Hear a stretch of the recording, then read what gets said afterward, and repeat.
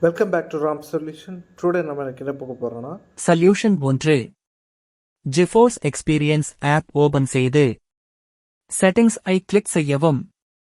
Automatically download driver updates check செய்யவும். Solution 2. Run app open செய்யவும். Firewall CPL type செய்து okay click செய்யவும். இந்த லிங்க் கிளிக் செய்யவும்.